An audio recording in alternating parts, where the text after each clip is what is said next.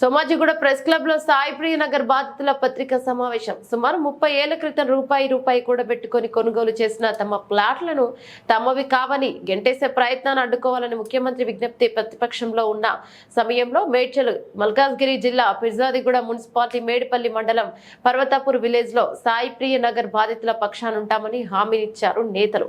ఇప్పుడు ముఖం చాటేయడం ఏంటని ప్రశ్నించారు. పెద్దలు చేసిన పాపాలకు పేదలు బలి కావాలంటూ నిలదీశారు. తమకు న్యాయం లేకపోతే మీ చేతులతోనే ఉరివేసి హత్య చేయండి అంటూ నినాదాలు చేశారు. ముఖ్యమంత్రి గారు మా మొర ఆలకించండి, లేని ఏడాల మమ్మల్ని ఉరి తీయండి అంటూ వేడుకున్నారు. ప్రజాప్రభుత్వం అని గెలిపించుకుంటే పేద ప్రజలను నట్టేట ముంచుతున్నారని ఆవేదన వ్యక్తం చేశారు. పరిష్కారంగాని ప్రజా దర్బార్ ఎందుకని ప్రశ్నించారు. అది ప్రజా దర్బార్ కాదు, ధృతరాష్ట్ర దర్బార్ అంటూ ప్లకార్డులను ప్రదర్శించారు.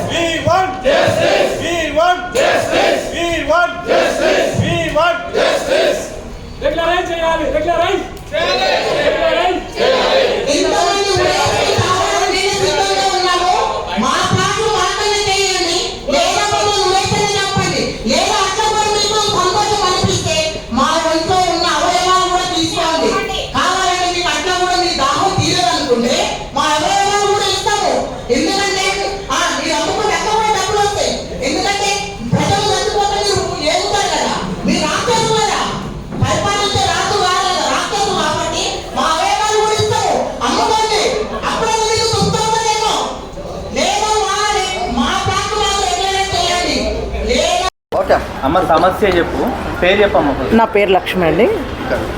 సాయి ప్రియ అసోసియేషన్ నుంచి వెళ్ళి నేను మాట్లాడుతున్నాను. మా ప్లాట్లు 350 ప్లాట్లు అండి.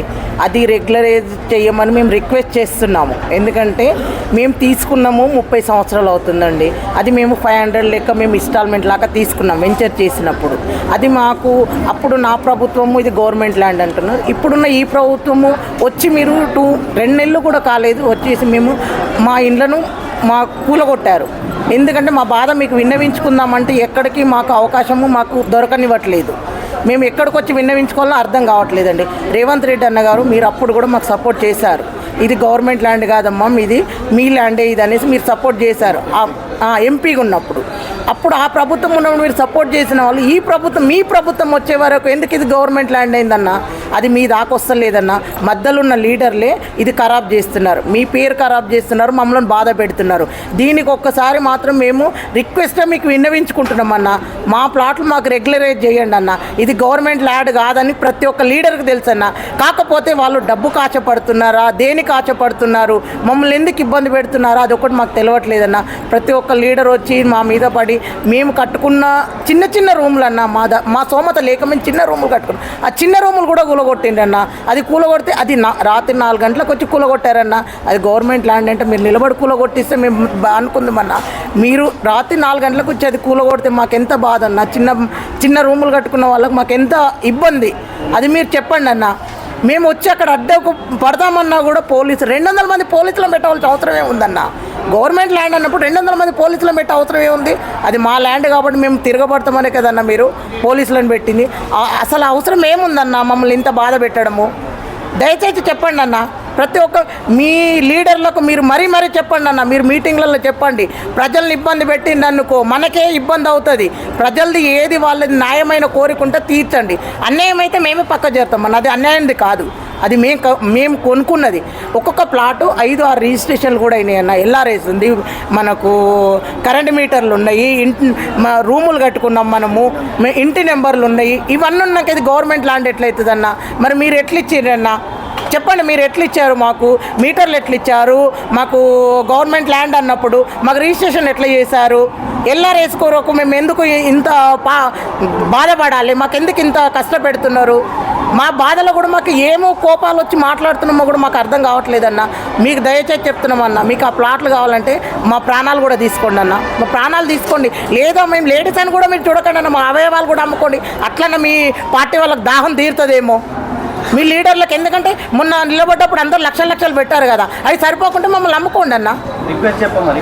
రిక్వెస్ట్ చేసి చెప్తున్నామన్న, మా లేడీస్ని మీరు ఇబ్బంది పెట్టకండి అన్న. దయచేసి ఈ ఒక్క మీటింగ్ తోటే మాకు అయిపోవాలన్నా.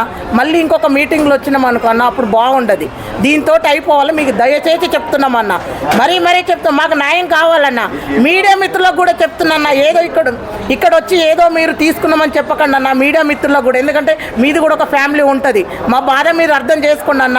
సీఎం దాకా వెళ్ళాలన్న, ఇది మీకు రిక్వెస్ట్ చేస్తున్నాం. మేడ్చల్ మల్కాజ్గిరి జిల్లా పీర్జాదిగూడ మున్సిపాలిటీ మేడిపల్లి మండలంలో పర్వతాపూర్ నగర్లో సాయిప్రియ నగర్ అని ఉంది.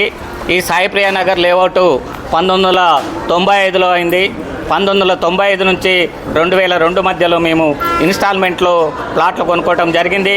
30 సంవత్సరాలు గడిచిన తర్వాత గత బీఆర్ఎస్ ప్రభుత్వం ఇది ప్రైవేటు భూమి కాదు, ప్రభుత్వ భూమి అని చెప్పి లాక్కోవాలని చూస్తే మేము ఆ ప్రభుత్వం పైన అనేక తిరుగుబాట్లు చేసినటువంటి సందర్భంలో ఆ ప్రభుత్వం దిగివచ్చి 118 జీవోలు మా ప్లాట్లు పెట్టడం జరిగినది.